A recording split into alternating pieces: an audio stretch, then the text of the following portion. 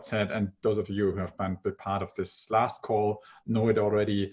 It is part of these 3 work streams, and this work stream here is really about setting the workflow, setting the framework of these project pipelines, basically. So that was it in a nutshell. And back to you, Amy. Great, thanks. Yeah, so as Farmer said, we'll be sort of exploring these workflows. And first up, we have UNDP. So I'll hand it over to you, Shatizo. I'm going to try to give you control of the screen so you can click through your presentation. And just to note that this is being recorded in case anyone couldn't join but sort of wants to keep up and see the content afterwards. So yeah, over to you, Shatizo.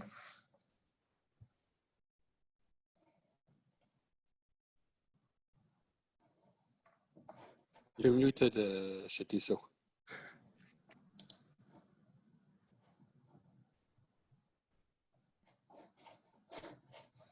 Shatizo? If you're speaking, you're muted. I can also try to unmute you. Yes, can you hear me? There we go, yes. Okay. Background. Can you hear me now? Yes. Oh, sorry, can you start the presentation for me? Do you have control of it? Amy, looks like I might have to leave and rejoin here. There's a problem, I guess. Just a sec. Anyway, let me go through this. I'll just quickly go through the 7-step process that we are using at UNDP. It's an end-to-end process, like I was trying to say, but I was muted, which actually we use from project inception up to project commissioning. So we take the project through all these 7 steps. And the bulk of the work for us is actually on the first 3 steps. So I'll just go through each one of them. The first step, that's where we do a lot of data collection. And when we do this data collection, it's both the manual data collection, and also we use Internet of Things to collect all the data that we need for designing a system. When it comes to the manual part, we have developed an app which we send out to the client, where they put online the data that we are collecting. And when we collect all that data, we bring it together and consolidate it for preparation for the step 2. And for step 1 also, when it comes to Internet of Things, we have these sensors that we send out for collection and of consumption data. And we use that, the data from those sensors now to build a load profile. And with this manual collected data, plus the automated collected data, we take that now to step 2. And step 2, that's where now we do the data analysis. We bring all this data together, crack some numbers there, do data analysis, and then run some simulations. And the simulations that we run basically are to, for us to be able to simulate this, the solution that we are proposing and generate optimal solutions. And under normal circumstances, we have 3 options that we present to the client to say, these are the most suitable options for your specific site, because each project is specific to a site. And we do also shading analysis. And finally, also we do cost estimation. With all these simulations and the analysis that we do, then we bring this together to produce a business case, which we present to the client. And the business case covers both the technical, financial, and the environmental aspects of the project. Now we move to step 3. In step 3, that's where now we are saying we are moving on to engaging third parties now. And what we do at that level now is to have what we call secondary bidding. We are sending out to pre-selected pre-selected vendors with international reputation, of course. And when we send this RFQ to them, we are giving them all the basic information that they need for them to be able to submit proposals.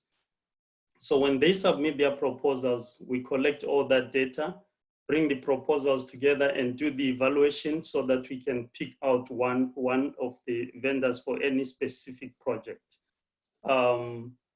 The idea behind this secondary bidding really is so that we can get the best offers in terms of technology and also in terms of the price that the vendors can give us. They are aware that they are competing for projects, so we do it project by project rather than just grouping a bunch of projects for one vendor. So we create some kind of competition, which at the end of the day is bringing value for money for us. And then when we go to step 4, now things become a bit automated because most of the work now is with the vendor. So step 4 is where now the vendor goes to site. And when the vendor goes to site, they do a detailed assessment of the site. And when they get all the pertinent data and they can do the adjustments on the initial offer that they would have given us, and most of the time the offer remains the same. It's mainly to do with the design, which is actually the next step, where they actually have to give us a finalized design. But within that step 4, we actually request that they give us the site survey report. We need to cross-check and make sure things are in place. And then when everything is cleared, they can do the final design. And again, for the final design, they actually have to share with us the final design. And on top of sharing with us for our own comments and scrutiny, they also have to have an endorsement from the manufacturer of the equipment, such as SMA or Growatt and any other inverter manufacturers like that.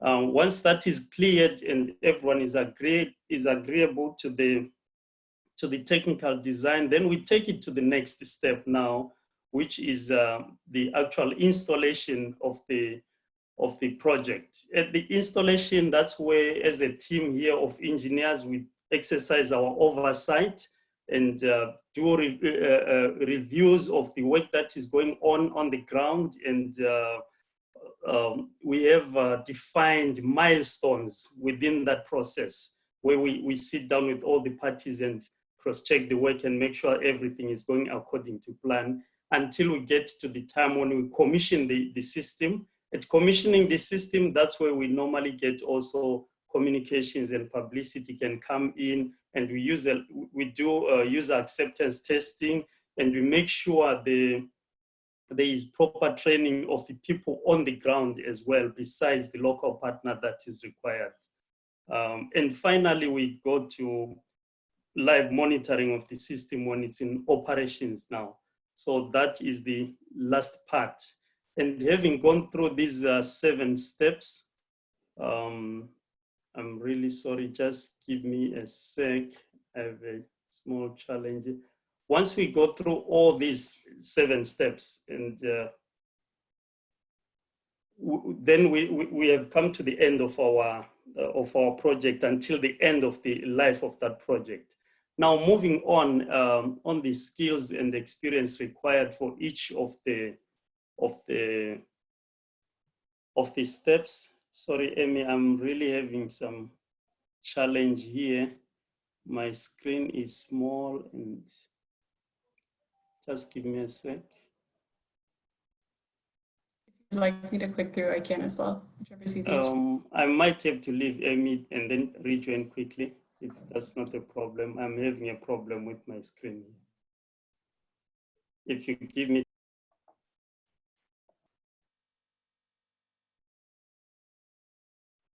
All right, just bear with us while Shatisa tries to rejoin. Yeah, perhaps Amy, while Shatiso, I don't know if you can hear me okay? Yes. Yeah, so while Shatiso is reconnecting, The seventh step, we always keep in mind the vision of we're trying to create a smart UN facilities to develop local capacity and to as well build a showcase that can inspire movement. So that's why when Shatiso was presenting the seventh step, there is a big emphasis on a couple of key principles. The key principle is that the vendor must have a local partner that will do the installation. He must train them. He must train the country office, which is the recipient of this installation. So we have local capacity that is built and that can be used for further projects that are similar to what we have installed. And the second aim, the showcase thing, is the other principle is that we want to communicate to the local population and community what we did, so we can inspire them and show them how it is possible to have a renewable energy solution that is cost effective, that is bring benefits from the environment, and that actually makes sense from a business point of view as well. And that's one of the things that the seventh step aims to do. So back to you, Shatiso. Thanks, Gerald, for chipping in. And yes, that's quite a good elaboration. I'm not sure, Amy, do I have the control back? Yes, there we go. Coming to the skills and the experience required, I'll just quickly go through each step, being conscious of the time here. When you look at step one, where we do a lot of data collection and installation of these IoT sensors, we basically need electrical skills just to be sure people are safe, because you are just putting these claims there. More or less, I mean, do it yourself kind of thing. And basic IT skills is just to be sure we can configure these gadgets properly and be able to connect them to the internet properly. For step two, for data analysis, this is where we have a lot of data that we collect. So we need a lot of data analysis and the modeling software where we do simulations and do shading analysis for the specific site and just basic IT skills. For step three, procurement is very important here, because we have to play within the rules of the organization and make sure things, the vendors are managed properly according to the rules of the organization. And of course, the engineering skills now of the energy responsible people, then we need that, because we have to do a lot of technical evaluation as well. We need to be sure the evaluation is done properly and thoroughly.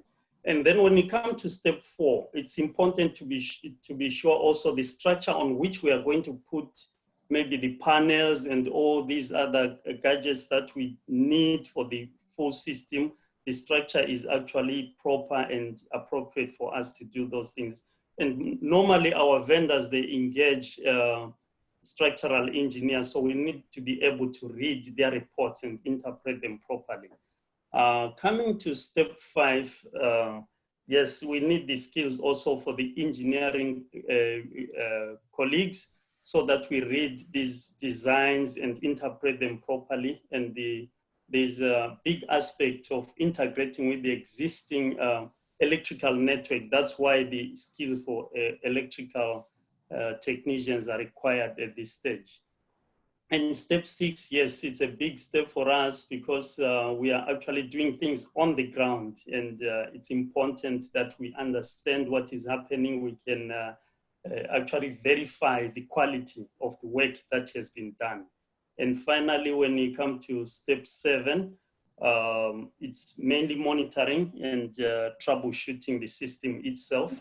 And then that should be sufficient to cover that step. And we do a lot of data analysis, because in the process of monitoring, one of the things that we do is to actually see how we can best optimize the system going forward. So we need those skills in there.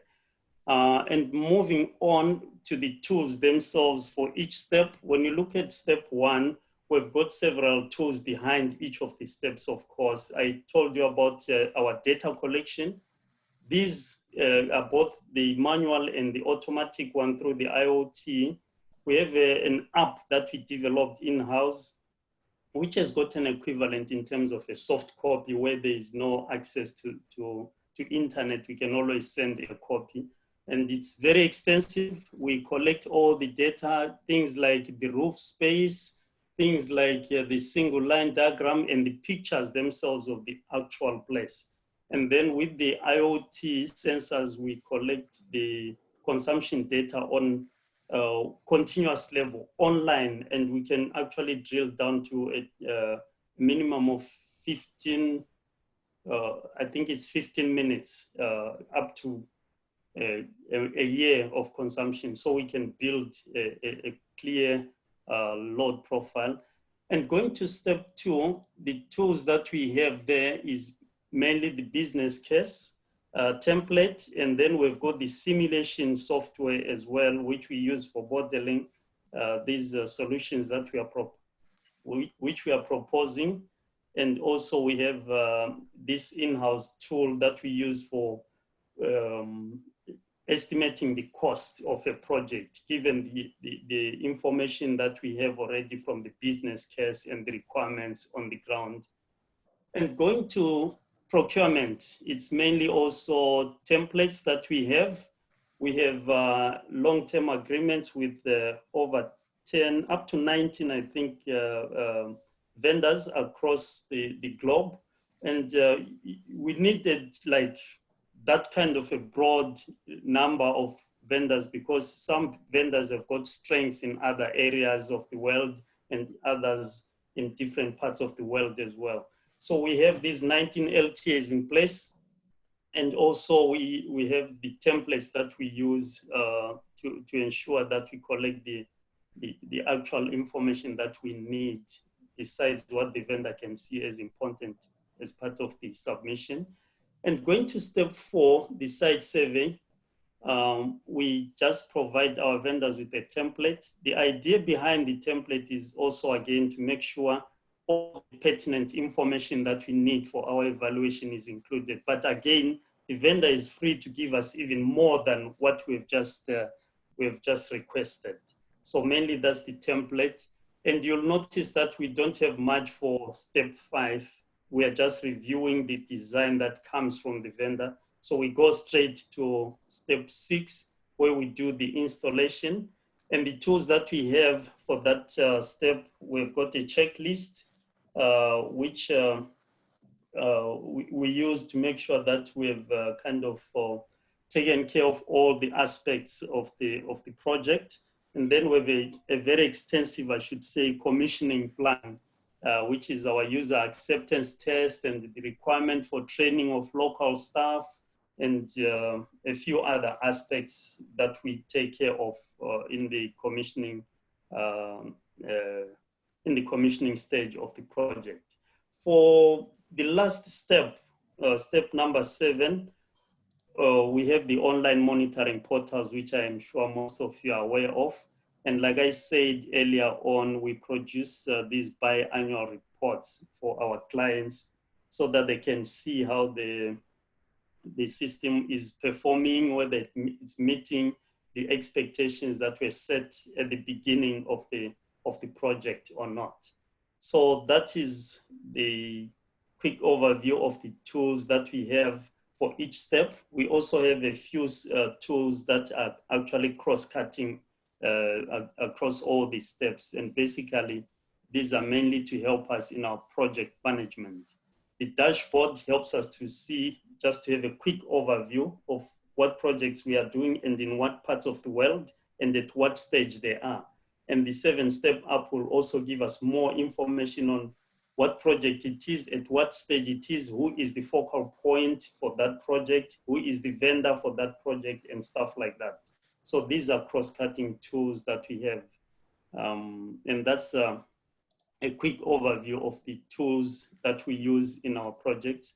And now coming to key challenges and lessons learned. I'll start with the challenges.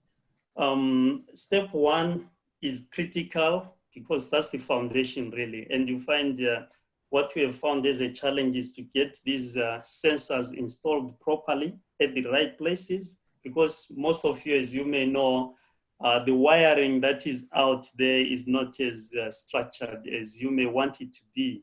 So you need someone who knows where to put the clamps exactly and for what circuits they are. It can be very difficult, even the collection of data. So most of these things, they really depend on the kind of person that you have on the ground. So that's quite a challenge for us. And the big one, of course, is after we do all the work, collect all the information, produce all the desired documents like the business case, now the problem comes in funding. It's quite a challenge for most of the clients. They really want the systems in place, but funding becomes kind of a showstopper. And that's the biggest challenge that we have. And things like risk assessment, again, they depend on the kind of person that you have on the ground. It can be a challenge. Some things that are important may be left out, and us working remotely, it's not easy to verify things right on the ground. So I would say this is just an overview of the challenges that I can say we are facing. And for lessons learned now, we have quite a few, and I should say these are the top 3 that I thought are worthy sharing with everyone. Effective communication. We have to set the right expectation for all parties and be sure we are in tandem at every stage. And also the detailed user assessment. We have had issues where we overlooked 1 or 2 things and they come back to haunt us. And over the years and with experience in different projects, we've actually kind of refined that. And finally, it's very critical for us in terms of our mission as well to make sure there's proper training of the people that are on the ground, that are responsible and are focal points for the ground. It actually facilitates troubleshooting remotely and all that stuff. So it makes it very easy to run the project and make sure it's performing up to standards. So these are the key challenges and opportunities. Coming now to the opportunities, increased focus on energy efficiency. As we know, without energy efficiency, really you can waste a lot of energy. And as much as you have a good system out there, if it's not working, if it's not providing energy where energy ought to be, it's just a waste of energy. So energy efficiency for us is something that we need to kind of ramp up a little bit. And also we've had situations like refugee camps where there is no internet connections, and we need to put these sensors out there. So we are looking at using GSM meters as well. And then Internet of Things to monitor things like grid quality. We've had situations where the quality of the grid is so poor, it actually adversely affects the performance of the solar system itself. So we are looking into deploying some IoTs again, IoT sensors out there to help us in that regard. And same applies to generators as well. We are deploying something and actually piloting quite a few options now, and we are making progress in that. And finally, to make sure that the work that you have done in the previous steps doesn't go to waste, we need commitment from the client earlier than before we put a lot of effort. So that is a quick overview, and sorry for all the disruptions. I'm open for questions now. No worries. Thank you, Shatizo. Thanks for the presentation. And I see we have a few questions that came in the chat box, and I'll hand it over to my colleague, Mark, to sort of moderate that and maybe ask the top. We have about 5 minutes, so maybe ask the 2 or 3 questions. Okay, excellent. I just want to try and go through them quickly, going through the 7-step process. Oliver wrote a question about if we want to inspire the local population, would it be better to build mini grids that would provide electricity to people living around the compound? That's exactly what we're trying to do with this process, is actually using the UN as an anchor client, so that provides the private sector the stability and the sort of comfort to roll out solutions to a wider population. So that's exactly that process. And what we're therefore trying to do is find a mechanism that reduces the cost and makes it more affordable to the local population, hence this way around. And also it's a low-hanging fruit, as we mentioned in the kickoff meeting, to focus on the UN activities to begin with. I would then like to go on to Oliver's second question. This is the beginning of the process. He raises that this is to UNDP, there's 19 vendors that are picked. How do we ensure that you get the lowest price associated to them? And there was a second question on the vendors from Gaia, who says, how do you decide on which vendors to deal with? How do you come up with a list of vendors? And how do they have access to the monitoring app? So UNDP, if you can just go through those two questions quickly. Sorry, for the last one, Mark, if I'm to start with that, you know, we did an extensive procurement process where an RFP was actually, an international RFP was flighted out some 3-4 years ago. I can't remember the exact time. And then we had these proposals coming from everywhere across the globe. So we did an extensive procurement process where we went through a screening criteria until we came up with these selected vendors. So that part was taken care of. It was a 6 months exercise, actually, minimum 6 months exercise to kind of go through this RFP. So what we do with the RFQ now is just secondary bidding to say for each particular project who is suitable to attend or to provide the solution for this particular project. And that, like I said, you know, it's just to build competition between the vendors that we have. It's a shorter exercise. It's not a full-blown procurement exercise, just so that we can select one out of those who are interested. And let me mention also that it's not always that for every project you have all the vendors interested. Some are interested in certain parts of the world, some in different parts of the world. So you always have a few, like 10 at most for a single project. And then we go through our criteria now, screening criteria to pick the best vendor for a particular project, if that answers the question. No, great. What was the other question? Sorry. I think you answered it. Mark, we also have one from Tina, if we want to go floor. Yes, can I speak briefly? Yes, please. Yeah, no, I just wanted to share my experience from FAO we had in the past years with UNDP on these 7 steps. And I must say that we've built with UNDP 5 systems, and I have had only excellent experience. And I wish to take this opportunity to thank Shatista and Gerald for all their support. And what I like a lot about the way they're working is that they are always rethinking the way they do it. So I have seen over the past, I think 3 or 4 years now, and always continuous improvement, especially now towards including also structural verification of roofs, which has been a challenge also for us in the past years. The energy audit, which I think is essential because it's not enough just to put a few panels on the roof, it's about to reduce. And that's good that this is going to be handled also for future projects. And third is the attention to the communication within the various phases between supplier, let's say clients, in our case us, and UNDP.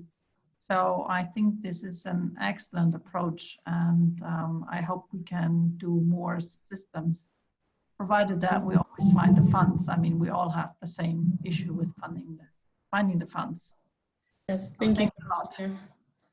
Yeah, thanks for your inputs. We have time for one more question, Amy?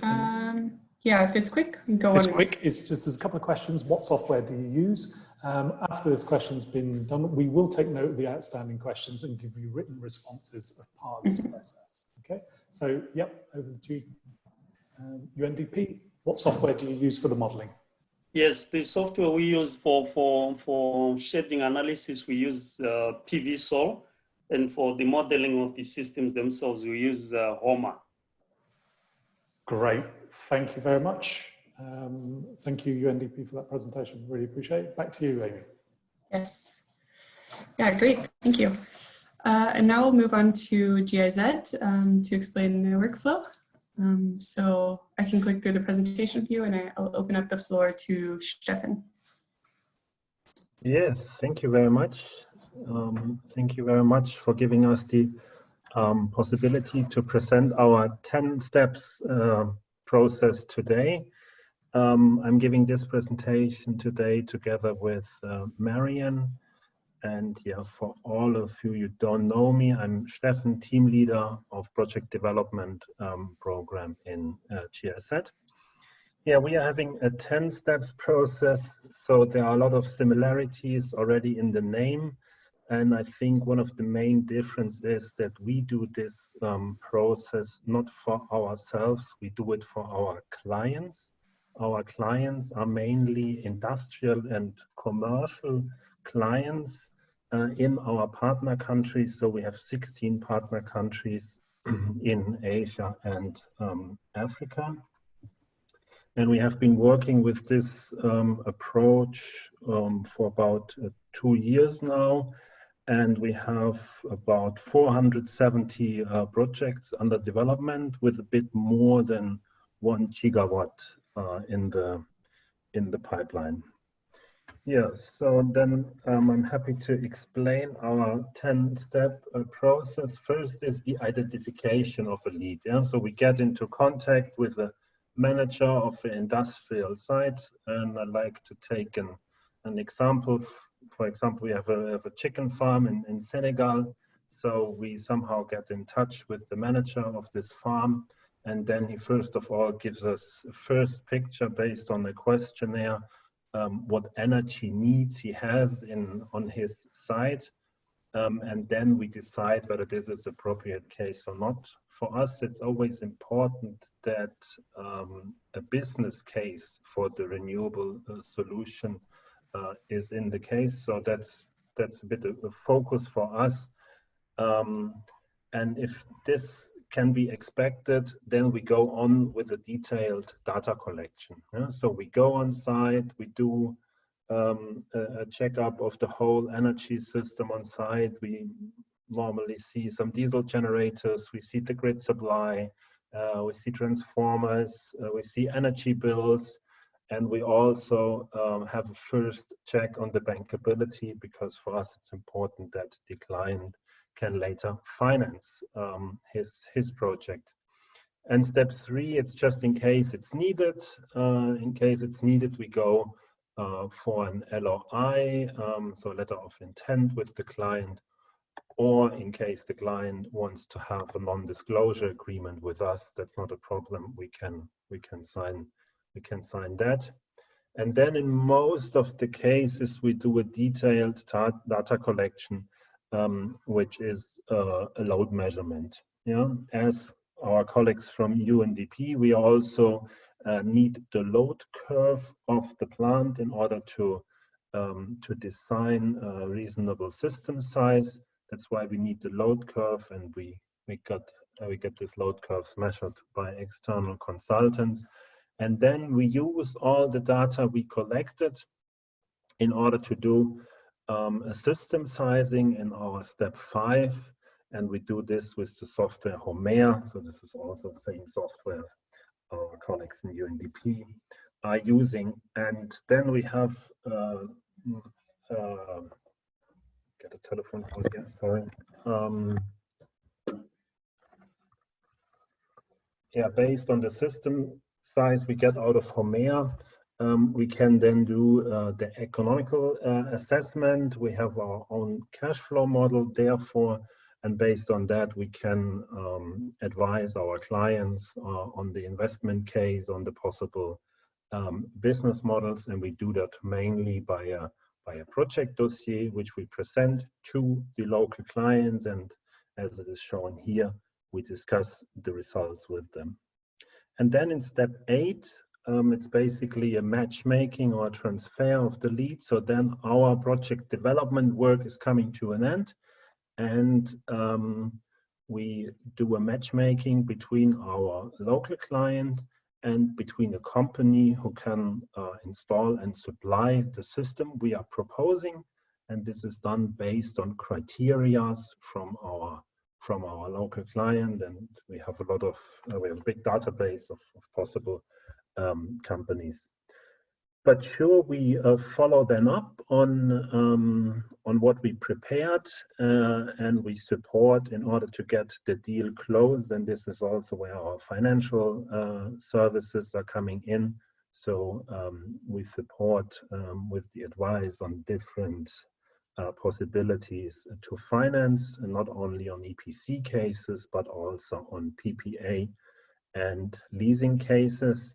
And then once the two private companies are signing a contract with each other, then we are really out of the project, and we are happy that the deal was closed, and we follow up a bit the construction phase with marketing and communication.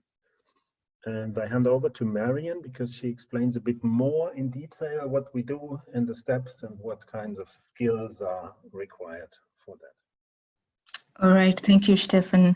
So I'm going to run you through the overview of the skills and expertise required to deliver each step. From step 1 to 4, as Stefan has mentioned, it's mainly collection of data from the site and its energy consumption data. So it's very important for the person who's going to collect the data to have experience in project development and have expertise in energy and engineering. One of the other skills is knowledge of renewable energy finance concepts, because in the end, the main objective is for the client to have an economic advantage in renewable energy. In step 5, technical optimization, where basically it's the use of the simulation software. And as Stefan mentioned, this is the HOMA software. So the skills and expertise required is proficiency in the software and other renewable energy design modeling tools, as well as experience in photovoltaics and related engineering skills. With the investment models, the expertise required is usually excellent financial modeling skills, because in the end, as I mentioned before, most of our clients just want to see a business case. What are they saving? What is the economic advantage? And this step becomes very key for the financial model to be developed and to be put up in a dossier. And from step 7 all the way to step 9, basically this is explaining the project dossier to the client. So the necessary expertise is energy and engineering as well as technical, sales, and finance concepts. One thing I would like to point out in the skills and expertise is a key activity we usually have, which is training weeks. We usually organize in all the 16 different partner countries that we are working on, what we call German training weeks on project development and on solar, because we realize it's important to pass expertise and knowledge to project developers locally so that they can take up the activities. And we have annually for each of the countries we are organizing the training weeks. I'm going to walk you through the site expectations of each step. We realize it's very important for the client or the site that we are working with. They're usually busy people and they would want to carry on with their normal operations. So what we require for step 1 to step 4 is basically a focal contact that can give us the power bills, the information on generator consumption, the data on roof space and ground space, and also give us access to the site. And in some cases, if they have like data on load measurements, they can also give us that. In step 5, which is the calculation or the simulation of the PV system, we usually need just a focal person who's available on site that can answer any question that may come up.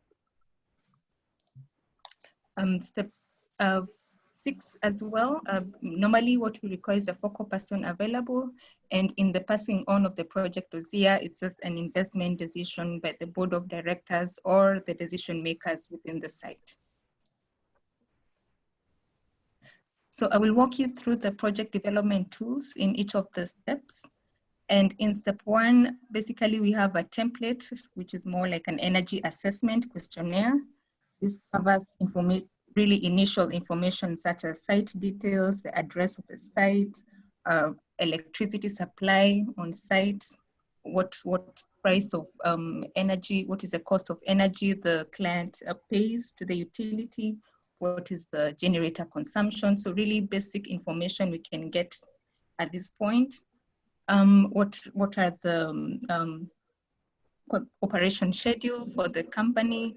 For example, do they operate more in January, more than in December? So really basic information we can get without having to put on a measuring device.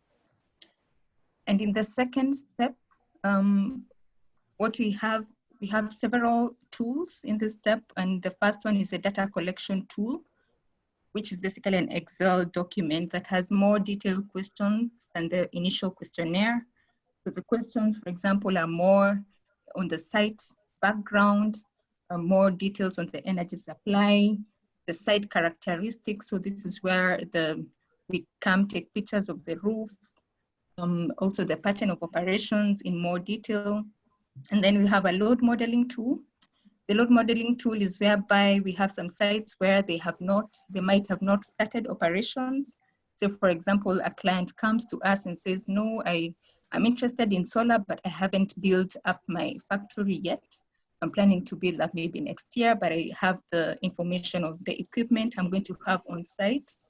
So we collect information about the equipment that they have and put it in a load modeling tool, which is basically going to give us a profile, an energy consumption profile of the site.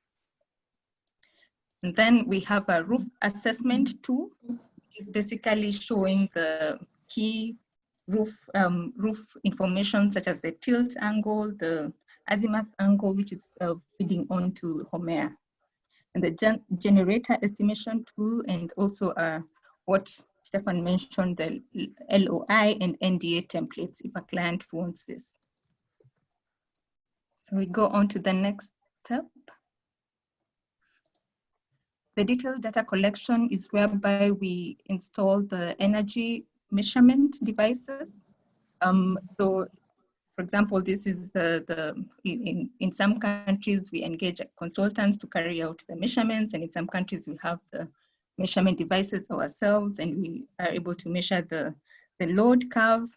And for this we have some tools like handout for verification of load measurements, and the load measurement protocol, which is basically when we get the data from the consultant, we need to verify whether it's correct. Okay, so system design. This is where we use the Homer software to basically simulate the most optimal PV system, and also a project dossier template. Next point, in developing a business case, we have a template of a cash flow model where we input all the data, and then the output is basically the economic model of the project. Moving on, there's from step 8 all the way to 10. In some of the sites, they usually require us to have bidding documents. So we have templates of bidding documents where we can provide to the clients if they need. And these are some of the tools for this step. So I'd like to hand over to Stefan to go through this. Yes, I can take over once more. Our key challenges and lessons learned. What we have seen is that the data quality is crucial for us. That's why we invest a lot of time in collecting all the data about the site. And let me add to this that it's not only about data, it's also about expectation and needs of the clients. Yeah? So he may has some special plans for the future. He may has some special requirements in terms of financing the product. So that's also a lot of discussion and awareness raising with the clients. We said already that we are working in 16 countries, so we have 16 different regulation, and yeah, for sure that's always crucial to take them into account. And we have also a mandate to inform companies about the local regulations and the possibilities on the ground. Yeah, I believe Marian pointed it out too. We see that yeah, super crucial to have a business case for the investment, that the local client has a real motivation in order to go for a renewable energy solution. And the point access to finance, yeah, that's maybe a point you hear everywhere. In order to enable the implementation, you need the possibility to finance it. And we believe that by acting on business cases, we enable the possibility to finance the project and to get access to finance. And therefore, we have a finance desk in our team. And that's maybe something I would like to add about our team. We have a 12 people team sitting here in Germany. And then we have in each of our countries one country representative. So we are a team of about almost 30 people around the globe. Great. And thank you very much, Stefan. Now I'll hand it over to Mark, and as well Marian. Thank you very much for the presentation and explaining the GIZ process. I think we have a few questions in the chat box. Yeah, excellent. Thanks, Amy. I'd like to start off a question to GIZ from Mang, who raises the question about how do we establish baselines for renewable energy where hydrocarbon costs are very low. So do you have GIZ established a universal benchmark for $ per kilowatt hour to decide whether to go for a renewable energy solution or for business as usual case scenario? The benchmark scenario is developed for each case, yeah, as it is dependent on the country, dependent on where the site is located in the country, dependent also on the expectations of the clients. Yeah, some clients are scared of increasing energy prices, so they are willing to accept higher increases in the electricity tariff than others. So this is done case by case. Yeah. Excellent. And that sort of leads into questions from Joseph and Paul. Both, I think, are asking similar but different questions, where they're saying, can your model look at either a sort of plug and play solution where you do a stepped progress when costs allow it to move from a small to a bigger system? And Paul is also, that's a question from Joseph, and Paul is asking, you know, there's different business models. So when you do the sort of business case, do you look at other solutions so that you can present a business case, I assume, for own and operate, for a leasing agreement, or for a power purchase agreement? Is your model flexible to sort of cover those sort of delivery solutions? Yeah, our model is flexible in all those terms. So normally what we propose after step 5, so the system sizing, are different options, and the same applies for the economic assessment. We propose different options, and as we are in close contact with the local client, normally he then gives us the direction on which model we should follow up with him together. Yeah, but this is all flexible, and sometimes we also go back. Yeah, from step 7, we presented a solution, then he says, no, I want to have something different. Then we go back to step 5, calculate it once more, and we come back to step 7. Yeah. Right, and I'll finish up on 2 very simple questions, and those whose questions haven't been answered we will get written responses to you at the process. One from Ritzio, a very practical question. When you do the roof assessment, are you also looking at structural load feasibility? And Giacomo is asking, how do you ensure the final system works as per expectations? To be honest, both I is not... Yeah, oh, Marianne, go ahead, yeah. Okay, just to answer the first question about the roof assessment, what I would like to emphasize is that what we do is pre-project development. So in the end, we will expect a company, a vendor to come and do a more detailed assessment, and with them, they can take care of the feasibility of the roof to, to check how much weight is able to come to the roof. So our assessment does not go into that detail. Yeah. And the second part of the question is, how do you ensure the final system works as per expectations?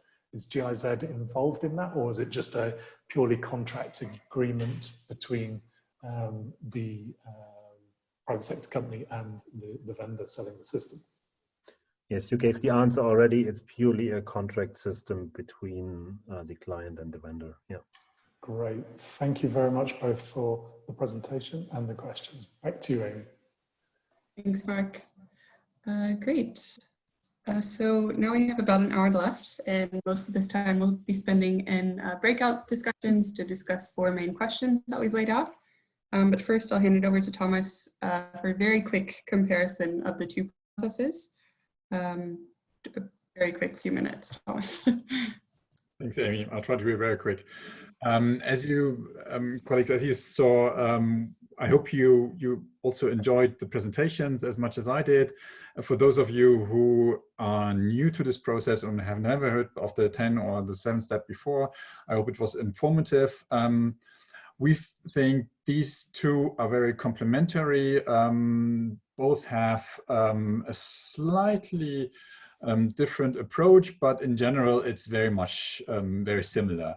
And in this slide, you can see that we try to sort of compare the 2 a little bit in terms of what are the various steps they're going through in this workflow.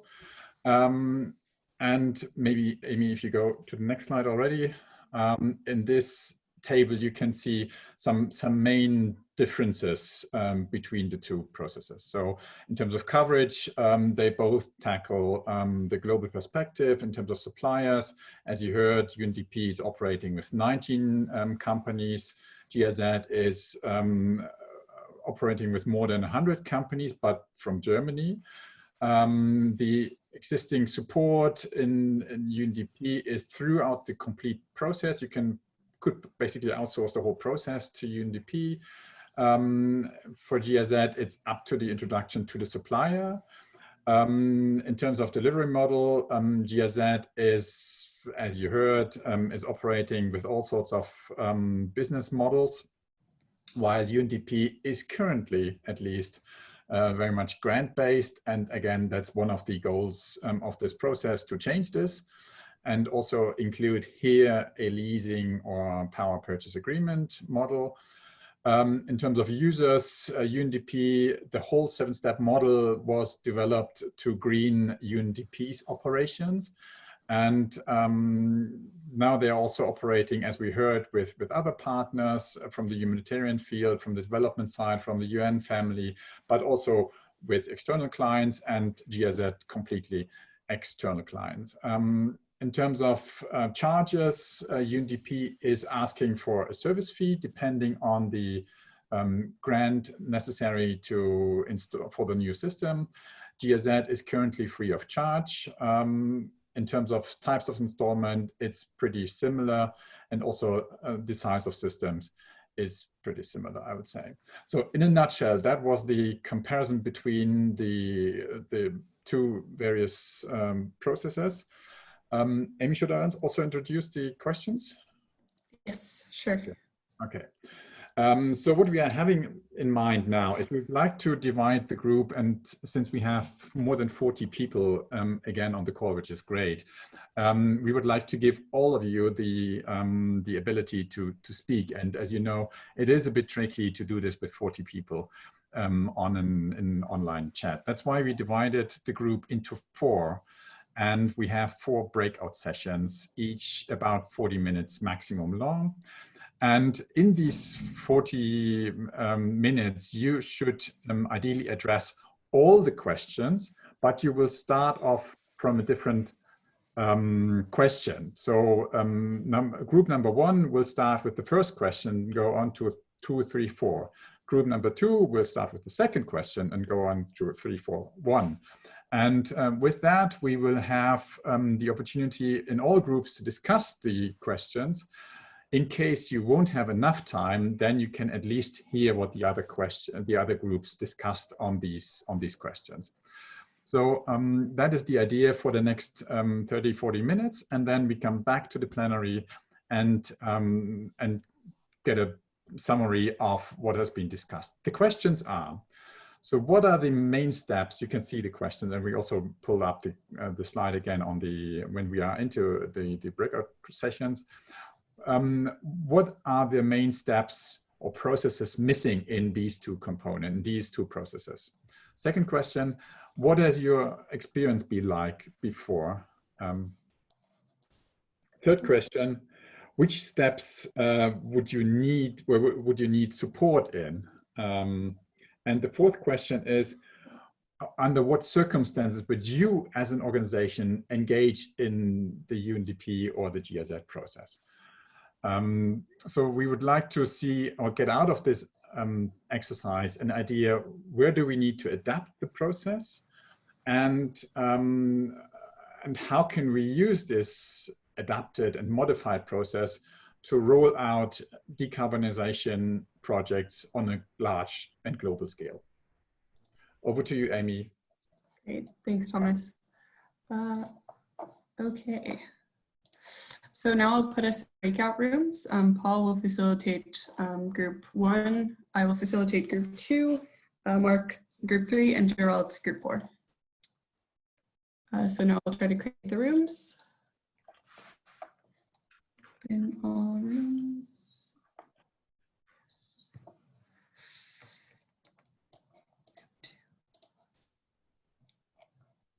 Sorry, just 1 second.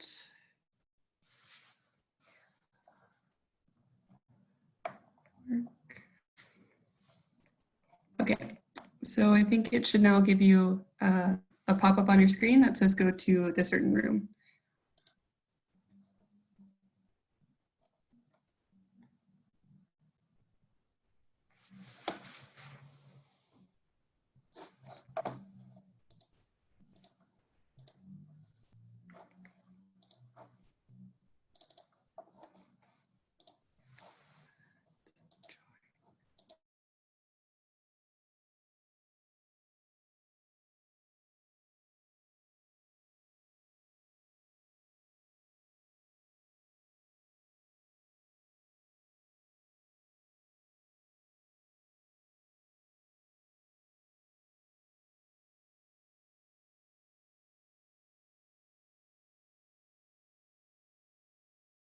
Sorry, we're back again in the big room. Sorry, everyone. Okay, I'm redoing the breakout rooms and they should work. Okay. See you there. So we have, let's see, 35 minutes now. And then it should close us out automatically after 35 minutes. Opening the rooms again.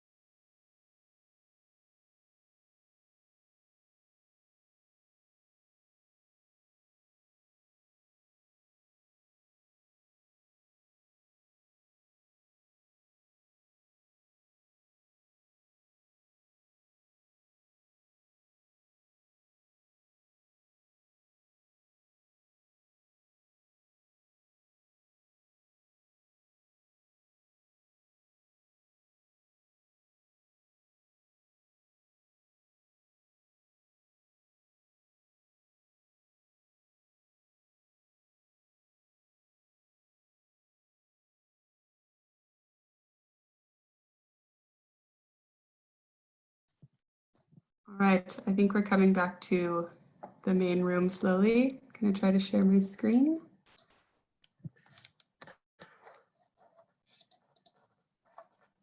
Can you see the slideshow?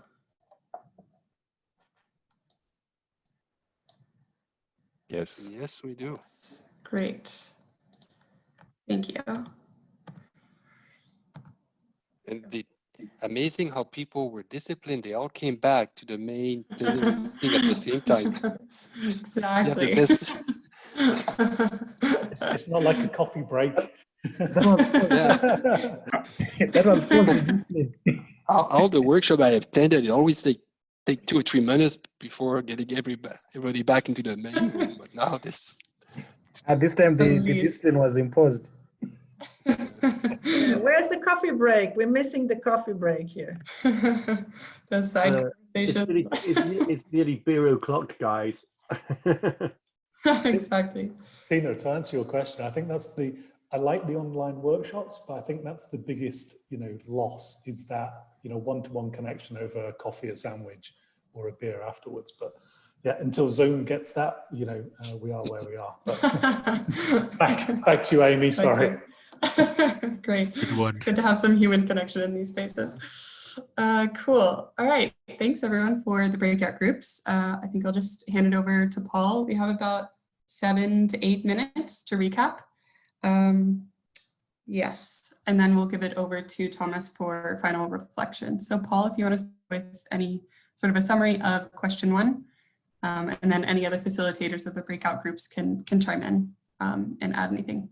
Over to you, Paul. Okay, great. It's short enough, really. We were looking at what's possibly missing or could be adapted. And we had a look at the integrating energy efficiency measures and things like that, which both do include in general when they're addressing a project, looking at replacing air conditioning and lights and modeling for the size of system based on the energy efficiency measures. There isn't a specific step. It's usually inherent in a way. And then looking at ownership, different type of ownership models, which is what the overall process of this is trying to get away from having to own and operate. You might be able to lease something, but the point was made that you still have leasing or ownership of a building to contend with, and your different outlook on the operation and the conditions on which you face. So it's a challenging one to look at that ownership and which model you would take, because it's not as pure as just looking at the finance. And then in WFP, they have added a component which is training for local colleagues. The point is made in the experience that it's essential to have a committed colleague or committed colleagues at ground level to push these things and become sort of a champion as such. And they may have never done this before, but it is useful to have a training component for local people to know how these things are operated and what to look out for, to get them interested also. And then it's also looking at the experiences of maintaining quality as well. One point was made that if you have an LTA with a company, it promotes better engagement because they can see they can get future opportunities, and if they don't, then they could be written off and never get another one. And you're more familiar with who you're dealing with. Similarly with GIZ, they tend to use known contractors, and even when you don't have local capacity, you would bring in somebody who you have confidence in to I suppose take on board the local and build capacity within a local tender. The prices can be often higher when you have to do that if local capacity doesn't exist, but often there isn't any choice, and you just have to include that cost within your business case, and that's it. Great. Yeah, and I guess looking at the supports that most people need, a lot of people are like FAO for instance, uses UNDP for various things. Mercy Corps confirmed they have used UNDP. They're also considering using some private sector potential, and it depends on the context, the ownership model, and everything else. And WFP have been using their own type of system, but again, it's very similar to UNDP and GIZ. And yeah, they have different financing systems as well. One of them is for access to a grant, which is based on CO2 emissions, which is very interesting. And using the internal tax on fuel, which generates some income to be put into that fund, which pays for energy efficiency measures, whether that's a system like a PV system or an energy efficiency measure. That's it. So that was it. I don't know if I've missed anything, but if there are any other points the group wanted to make. Thanks, Paul. I think from our side too, that reflected what we talked about for question 1, especially the energy efficiency point came out. Mark, Gerald, did you have any other points that Paul didn't make? No, just the energy efficiency one came up, but the point was made is like, how do we build that into the timing of the system? In many cases, you know, people are reaching out to transition from diesel to solar, and then, you know, the energy efficient process itself takes months to develop, organize, and to understand the sort of load reductions. That was just an extension of what's already been mentioned. Thanks. Gerald, anything from your side? Well, it just to very quickly covered on energy efficiency. What we've discussed is that energy efficiency should be done at every steps and in a continuous manner. And it should not be a prerequisite or something that must be done before we begin the process of installing solar panels. Right. So in a nutshell, that's what we've discussed about energy efficiencies. Great, thank you, Gerald. I think we'll move on to question 2. So from our side, it was, what has your experience been like when engaging these processes? We didn't have any sort of direct experiences in the group or nothing that was shared, but an example of sort of some of the main challenges were shared through sort of a bad case scenario. So there was a case shared where there was sort of a grant that was with the main purpose to electrify, I think 20 odd clinics. And I think the management of that was for, and then sort of got left to the last minute. And in the procurement process, there was sort of this selection of the cheapest company, which ended up really in the delivery of bad products, that didn't have any sort of quality assurance. That was about it. I think it brought us to the point that the sort of planning process is really key, and having qualified people involved, from electricians and engineers from from beginning to end of the process is key to really sustainable implementation. And then a few comments were made to sort of discuss how to mitigate that. One of them was sort of having O&M contracts with outside vendors. And then the second one was having sort of third-party ownership models where you sort of buy energy as a service, which hopefully we can sort of come to through this process. So that was mainly what was discussed for question 2 in our group. Don't know if I missed anything, feel free to chime in if so. And Mark, Gerald, Paul, feel free as well. We had a colleague from FAO who reiterated what Tina had mentioned, with their experience has been very good with UNDP, covers a number of, without answering question 3, covers a lot of sort of capacity needs. They find UNDP very supportive, and the issue is really trying to maintain involvement in that process while UNDP go through. So it's just a challenge on the UN, the other side that's trying to implement the system, maintaining a relationship with UNDP as they go through, just finding the time to maintain them. Okay. Thanks, Mark. There's no other urgent additions, and we'll move on to 3, so we're running out of time. Mark, over to you. Yep. Again, not many people in the space that had been using these steps, but those that had tend to use the whole step process from 1 to 7 with UNDP, maybe doing a preliminary work themselves just to identify, a sort of undertaking a very mini sort of business case just to identify the potential for that, but then handing it over in its entirety. But there was recognition that other organisations may use it if there was a need around sort of lack of capacity in their own teams, around in-house expertise, or requiring a sort of speedy procurement process. Okay. Thanks, Mark. Gerald, Paul, any additions? No. Just one small one. One mentioned that there's a grid acceptance tariff or feed-in tariff could be useful assistance with that if the system needs to be connected with grids and there are regulatory issues or the tariff system is not clear. It would be great to get support of how to connect the systems together. Great, thanks, Paul. That was also brought up in our group. And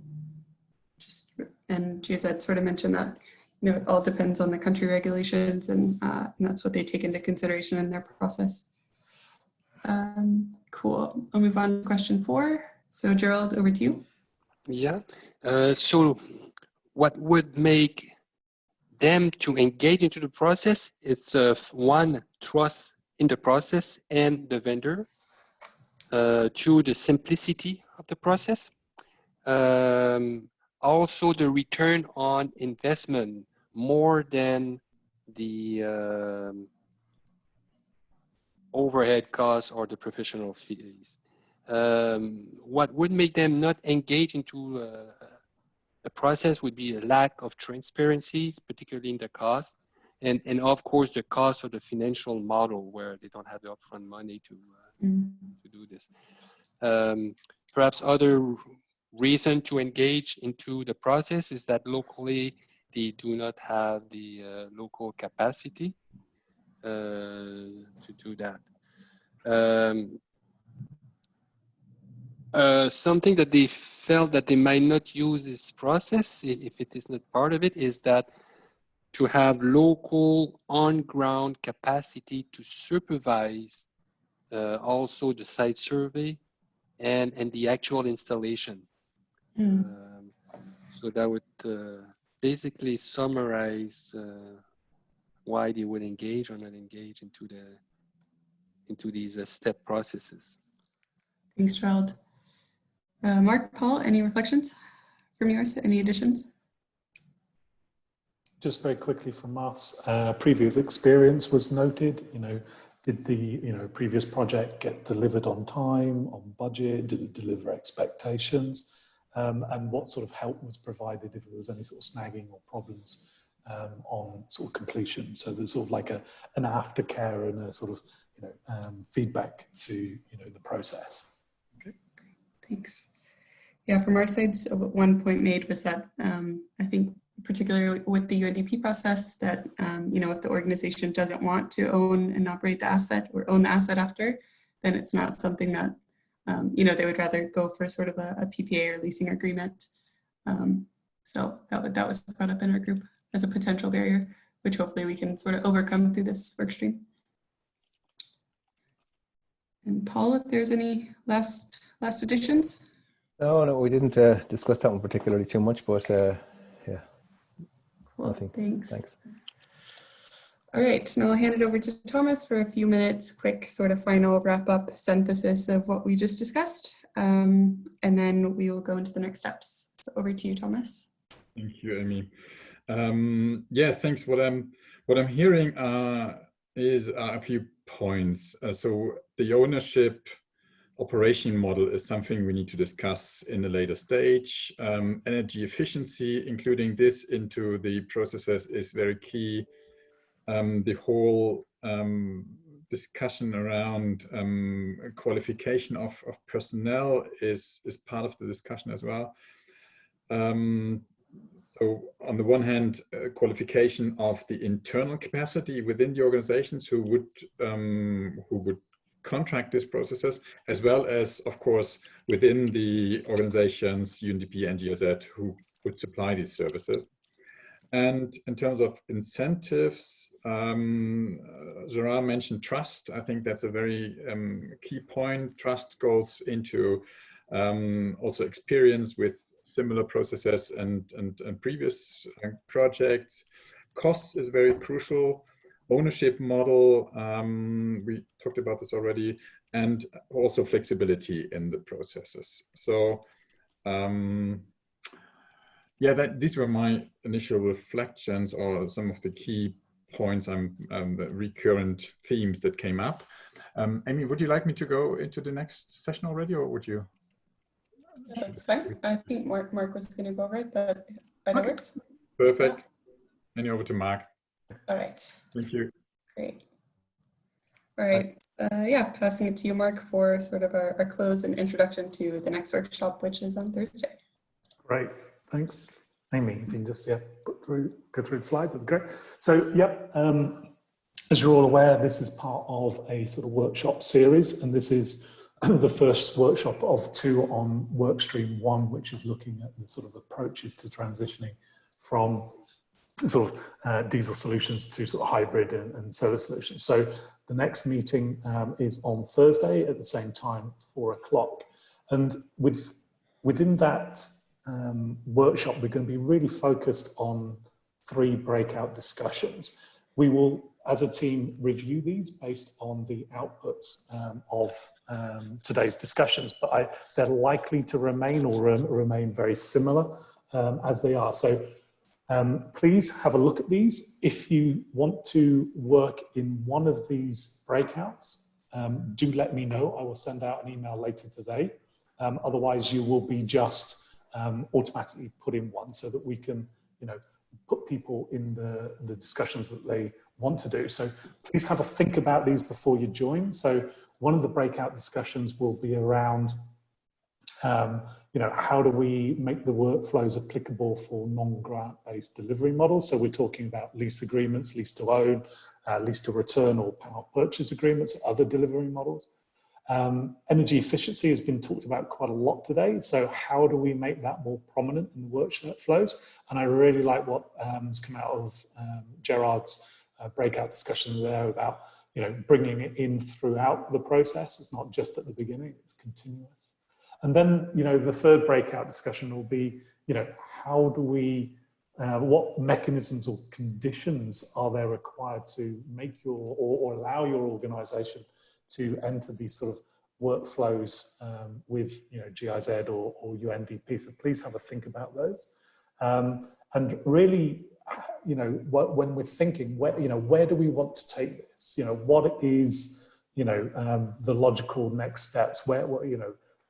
At the end of Thursday's, call, we'll want some sort of very concrete next steps, recommendations of where we want to take that. And we'll talk about that more on Thursday. I see Marianne has raised her hand. Marianne, do you have a question? Hi, Matt. Oh, sorry, this is just an overall comment after the presentation, sorry. Okay, all right, okay. No, great, so please have a think about that. As I say, we'll send out an email. If you want to be in a specific breakout group, let us know by the end of tomorrow. But I'd say an email will be coming out shortly. Amy, the next slide. This is just to remind you yet again that we are working on 3 work streams. This one is around the sort of approaches, the methodology, the workflow to doing this sort of transition. Workstream 2 is unfortunately really close to UN staff because we can't open it up too much because people may be excluded from that, but that's developing a request for proposals and long-term agreements with energy service companies for power purchase agreements and lease agreements. And then Workstream 3, which is the beginning of June, we're looking about sort of funding the process and financing the opportunities.